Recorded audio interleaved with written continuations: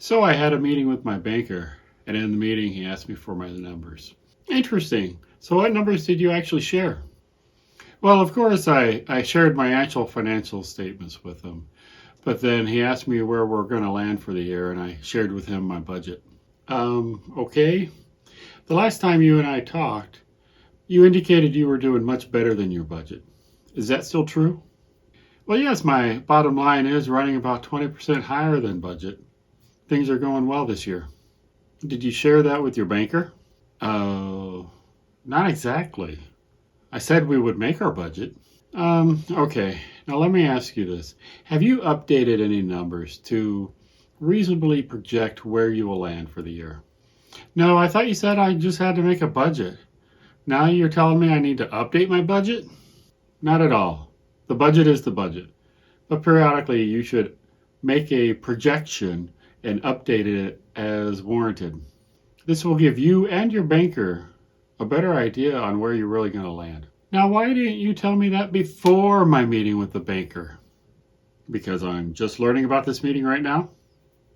Well, that's no excuse.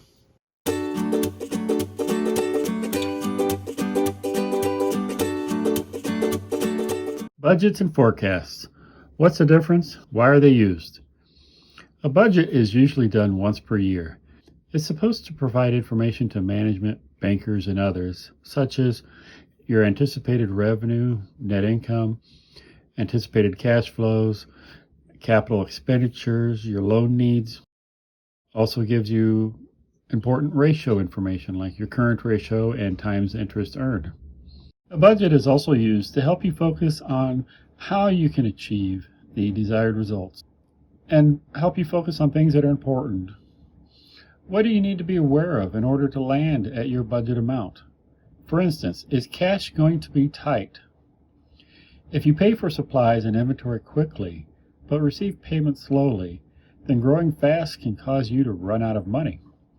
For instance, if you pay vendors within 15 days, and the product takes 15 days to sell, and your customers take you 30 days or more to pay, you might be out of pocket for those 30 days. By calculating the cash cycle, you can figure out how big of a crunch you will feel when you suddenly grow fast. I have seen a company that buys big ticket items, then takes a few weeks to sell them. They pay the vendors within 20 days, but the customers don't pay for 45 to 60 days. That company wanted to grow fast, but ran into cash constraints. Many companies failed during times of growth because of this sort of cash crunch. Your budget should be able to let you foresee this. Take a look at this example. If you follow the budget along month by month, you'll notice that at one point, the cash goes negative. That's something you want to avoid if possible. There are other examples of when you need to keep an eye on your budget. For example, many subcontractors experience cash crunches and need to budget their numbers. Suppose you have a small plumbing contracting company that is hired by a general contractor. You usually bill the GC only once per month, and by the time you invoice them, you've already spent real money. Then they take your invoice, combine it with other expenses, and bill the owner of the project. The owner then pays the GC in 30 days. Then the GC turns around and pays you in about 10 days.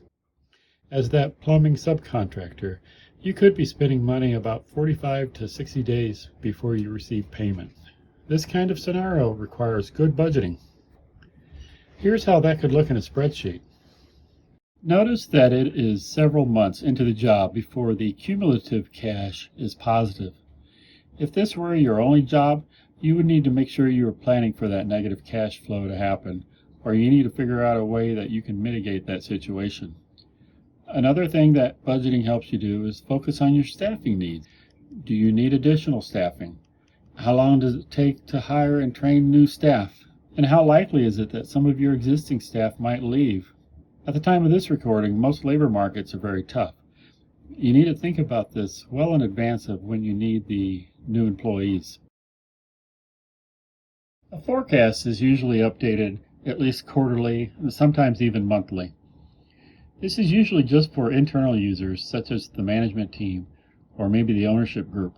but outside parties may want it also. If you are doing either much better or much worse than your budget, you should do a forecast. This will give you a clue about where you're really going to land for the year. You may have heard that budgets are outdated as soon as they are printed, and this can be true. So when it is, make sure that you go through the process of creating a projection. Here are some tools that you can use. Actual budget blend. If you have a monthly budget, put it in a spreadsheet. Then, as each month is completed, replace the months with actual figures. As you do this, you can watch the end of year numbers change, up or down. In this example, we have 3 months of actual numbers, and the rest of the year is the budget.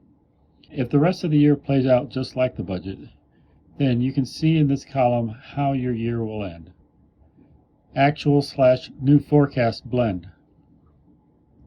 This is similar to the actual budget blend, but instead of using a static budget, you update the future months as you go along based on new assumptions and changing market conditions. Again, watch how the numbers change. In this example, we have 3 months of actuals. This is just like the previous example. But then for the months of April through December, we increase the numbers based on our current forecast. You can add a column to show how much different these numbers are compared to the budget. Weekly forecasts. This is often not using the full set of financials. Instead, it focuses on only a few key items, such as revenue, gross profits, accounts payable, accounts receivable, and the overall net change in working capital. This helps to identify some short-term issues, especially as it relates to cash and inventory. This has been Managing Your Business by the Numbers. My name is Randy Helm. Thank you for watching this video. If you liked what you saw, be sure to subscribe to this channel and hit the notification bell so that you do not miss out on any new material. Also, please leave a comment down below if there is a topic you would like me to cover. Until next time, have a good day.